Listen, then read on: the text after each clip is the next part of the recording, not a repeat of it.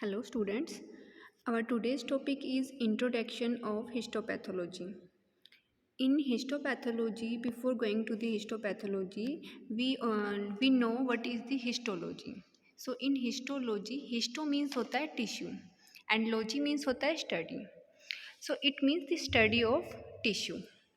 Then we come to the introduction of histopathology.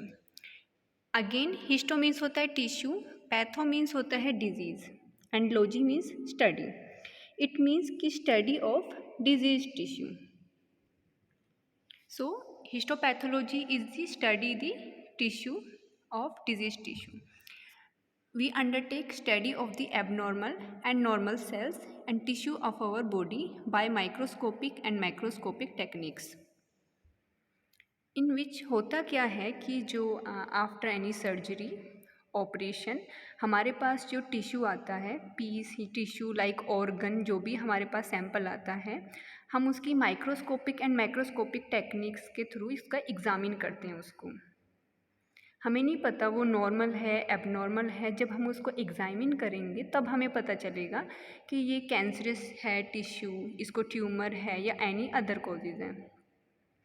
Histopathology में जो हमारे पास सैंपल्स आते हैं, it is of two types. First is biopsy and the other one is autopsy. So in biopsy and autopsy में क्या difference है? Biopsy जो होती है वो लिविंग सैंपल्स, लिविंग बॉडी से आती है, but autopsy taken from a dead body. In biopsy we take a portion of the disease tissue और complete organ from the living body. Tissue जिसमें डिजीज़ है, कोई टिश्यू जिसमें डिजीज़ है या फिर ऑर्गन, जो ऑर्गन डैमेज हो चुका है, उसमें कोई डिजीज़ है, ट्यूमर है, उसको लिविंग बॉडी से निकाल रहे हैं through any surgery operation. But autopsy में क्या है कि in this the piece of tissue is taken from a dead body. वो जो पेशेंट है वो डेड हो चुका है, उसके बाद वो सैंपल हमारे पास आया है कि इसकी जो डेथ हुई है वो किस वजह से हुई है, उसको एग्ज़ामिन करने के लिए. नेक्स्ट, हिस्टोपैथ के लैब में जब भी आपके पास सैंपल आया, सो सबसे पहले उसका क्या होता है, जो सैंपल आप जैसे ऑपरेशन थिएटर से सैंपल आया, वो जो टिश्यू या उसके पेट में कोई स्टोन वगैरह थी, एनीथिंग, या ऑर्गन डैमेज था, वो हमने थ्रू ऑपरेशन वो निकाला. उसके बाद में उसको क्या करते हैं, ओटी से वो डायरेक्ट आता है हिस्टोपैथ की लैब में. हिस्टोपैथ की लैब में हमारे पास जैसे ही सैंपल आता है, सबसे पहले हम उस सैंपल का रिसेप्शन एंड लॉगिंग करते हैं.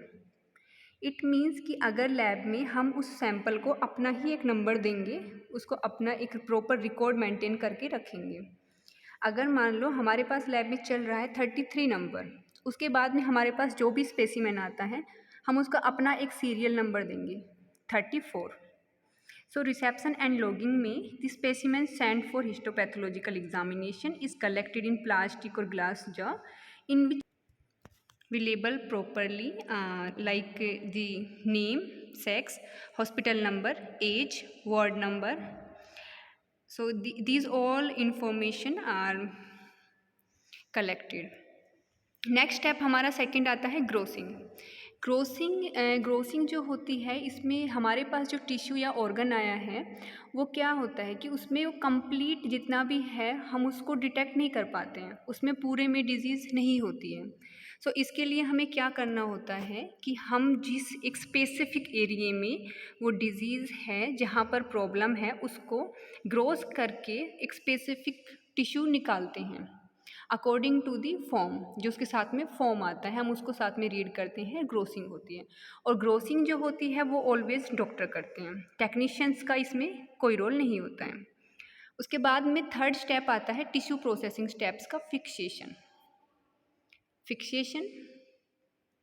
You all can easily see this picture. ये आपके पास ये सामने टिश्यू है. इस टिश्यू को आफ्टर द ग्रोसिंग ये कंटेनर में ये लिक्विड, पेल लिक्विड लाइक जो सब्सटेंस है इसमें लिक्विड है, ये होता है फिक्सेटिव. यहाँ पर फिक्सेटिव यूज़ होता है 10% फॉर्मेलिन. टिश्यू को प्रिजर्व करने के लिए हम जो फिक्सेटिव यूज़ करते हैं वो होता है फॉर्मेलिन, और उसकी वैल्यू जो होती है वो हम कंपोजिशन और 10% फॉर्मेलिन इसमें हम यूज़ करते हैं. सो फिक्सेशन स्टेप में बेसिकली होता क्या है, fixation means to preserve the tissue from any physical और केमिकल चेंजेस, कि अब जो टिश्यू ऑपरेशन के आफ्टर सर्जरी निकला था हमारे पास या कोई ऑर्गन था, कोई लिविंग बॉडी से अगर वो बाहर निकलेगा तो उसका क्या होगा, उसमें कुछ अल्ट्रेशन आएंगी, कुछ चेंजेस आएंगी, वो जो टिश्यू होगा वो डैमेज हो सकता है, उसमें ऑटोलाइसिस हो सकता है, पिट्रिफिकेशन हो सकता है कि उसमें कोई बैक्टीरियल इन्फेक्शन हो सकता है। सो इन सब चीज़ों से प्रिजर्व करने के लिए हम टिश्यू को, ऑर्गन को फिक्सेटिव में डालते हैं। फिक्सेटिव हमने यहाँ पे क्या यूज़ किया था, 10% फॉर्मेलिन।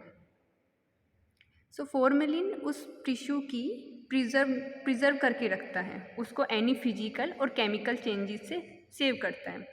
फिजिकल चेंजेस में क्या होता है कि change in morphology means outer shape and size, while chemical changes में इंक्लूड होता है ऑटोलाइसिस एंड पिट्रिफिकेशन।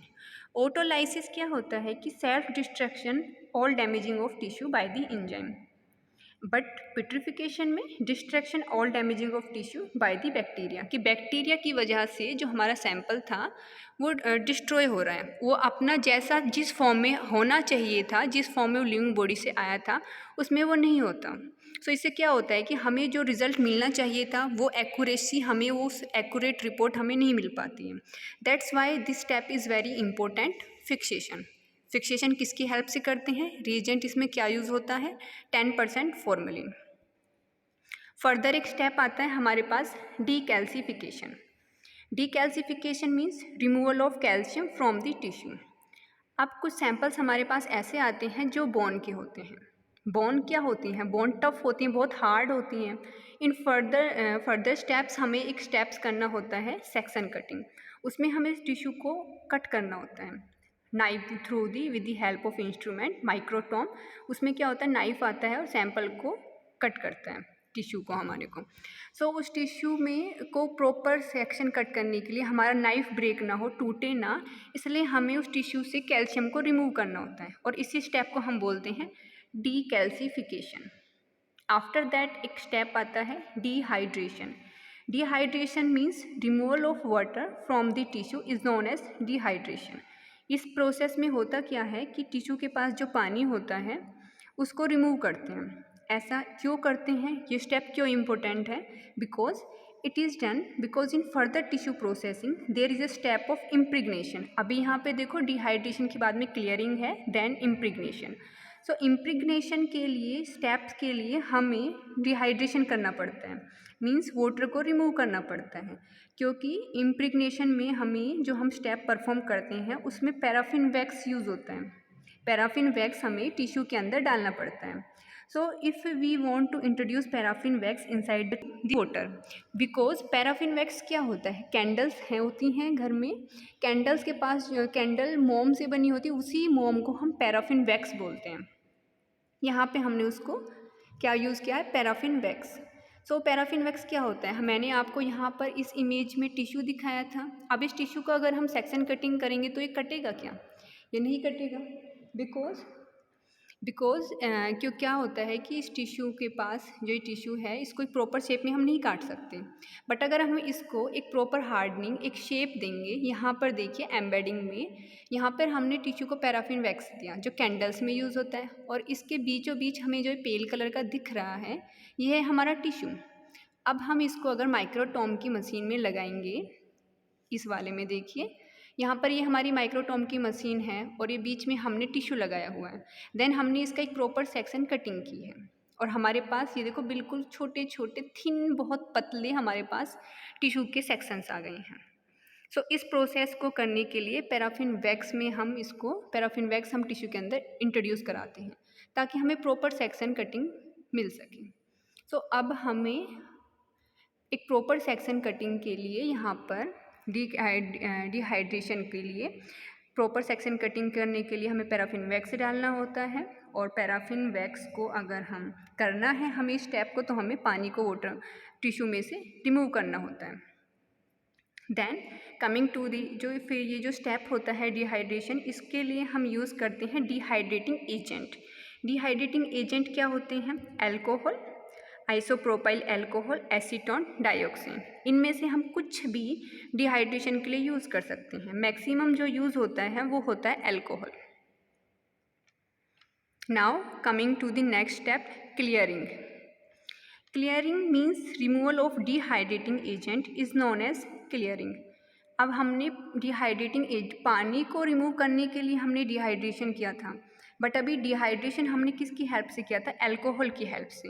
सो अल्कोहल को रिमूव करने, अल्कोहल को भी तो हमें रिमूव करना है क्योंकि हमें फर्दर एक स्टेप करना है, इम्प्रिग्नेशन. अल्कोहल भी पैराफिन वैक्स के साथ पे इमिजिबल नहीं होता है, उसके साथ में सोल्यूबल नहीं है. इसलिए हम क्या करेंगे? Removal of dehydrating agent is known as clearing. Why? We have to remove dehydrating agent as immiscible with paraffin wax because ये भी paraffin wax के साथ alcohol soluble नहीं होता. The clearing agent taken are miscible way more alcohol and paraffin wax. And clearing का as well as क्या benefit होता है? बिकॉज क्लियरिंग से they have high refractive index and make the tissue transferring property. इससे जो tissue की transferring property होती है एक इमेज करने की, उसको देखने की, वो क्लियर हो जाती है. लाइक जैसे हम अपनी पिक्चर क्लिक करते हैं तो उसमें हम एडिटिंग करते हैं, एडिटिंग के लिए कॉन्ट्रास्ट बढ़ाते हैं ताकि वो बेटर हमें विजुअल हो, तो उसको बेटर देखने के लिए यहाँ पे क्लियरिंग करते हैं. ठीक है, और क्लियरिंग से वो डिहाइड्रेटिंग एजेंट भी रिमूव होता है एज वेल एज हमें इसके साथ में टिश्यू की ट्रांसफरिंग प्रॉपर्टी भी हमारी इंक्रीज होती है और वो अल्कोहल को भी क्विकली रिमूव कर देता है. इट शुड इसके साथ ही क्या करता है? It should clear the tissue quickly without hardening. It should not resolve out. ठीक, ये क्या करता है? टिश्यू को हार्डनिंग भी नहीं देता है. और क्लियरिंग करने के लिए जो रिएजेंट यूज़ होते हैं वो होते हैं benzene, toluene, xylene, clove oil, cedarwood oil, chloroform. Best इसमें से सबसे बेस्ट जो होता है this is xylene. Xylene maximum labs में यूज़ होता है.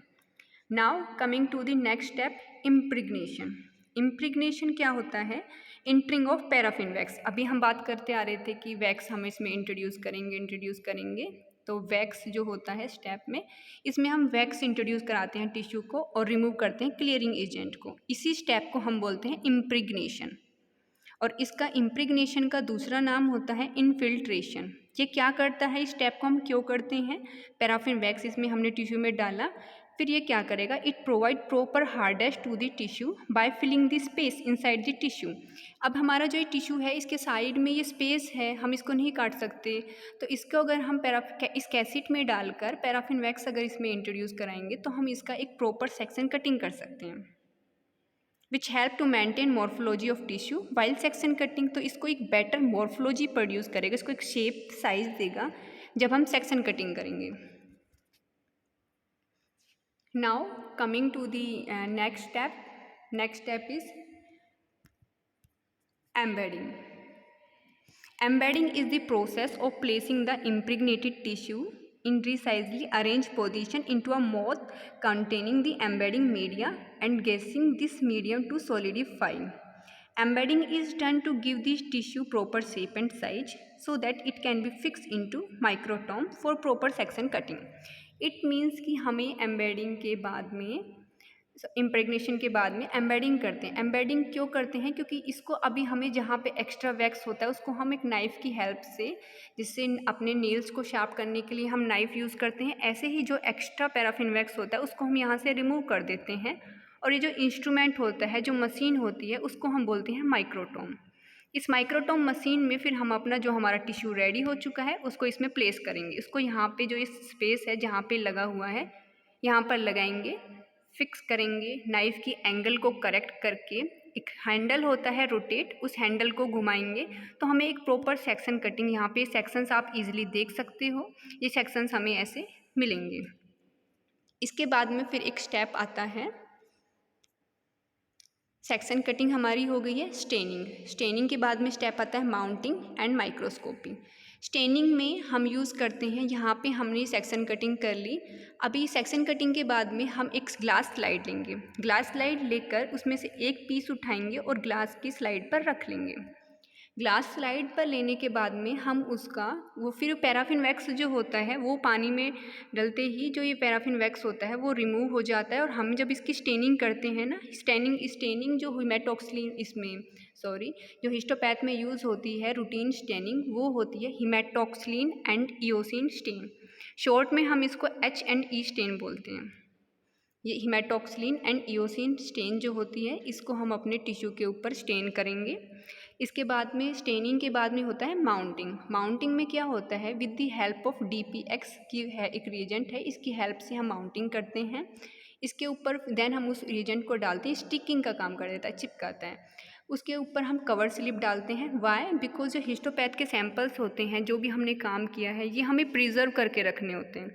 सालों साल कभी भी पेशेंट 10 साल बाद भी अगर उसको कोई कॉम्प्लिकेशन होती है, तो वो हमारे पास आके ये बोल सकता है कि मुझे अपना टिश्यू चाहिए, अपना जो उस सेक्शन कटिंग के लिए जो ब्लॉक्स बनाए थे हमने, और मुझे मेरी स्लाइड्स चाहिए, मुझे जो डॉक्टर से ट्रीटमेंट चल रहा है अभी उनका, उन्होंने मंगाई है। तो हमें वो रिकॉर्ड उनको देना पड़ता है, क्योंकि अगर किसी का ऑर्गन था या कोई उसको स्टोन वगैरह था, तो वो हम उसका एक बार उसके बॉडी में था, वो निकल गया, तो हम उसको फिर से थोड़ी ना, ये ब्लड सैंपल नहीं है कि उसको फिर से उसकी बॉडी से ब्लड सैंपल ले लिया और उसको दे दिया। सो ऑपरेशन के बाद जो होता है, इसलिए हमें इसका जो रिकॉर्ड होता है वो मेंटेन करके रखना होता है। माउंटिंग करते हैं बिकॉज कि हम उसको सालों साल जो है वो प्रिजर्व करके रख सकें, उसको धूल मिट्टी और किसी भी चीज़ से वो डैमेज ना हो। अगर हम इसको माइक्रोस्कोपी तब भी करेंगे तो हमें वो क्लियर दिखे। माउंटिंग स्टेनिंग के बाद में लास्ट स्टेप आता है माइक्रोस्कोपी। अंडर द माइक्रोस्कोप हम इसको ऑब्जर्व करेंगे और रिजल्ट हमारे सामने होगा। This is all about the introduction of histopathology. It is a very short introduction, जिसमें हमने सभी टिश्यू के स्टेप्स को एक ईजी वे में डिस्कस किया है। Thank you so much.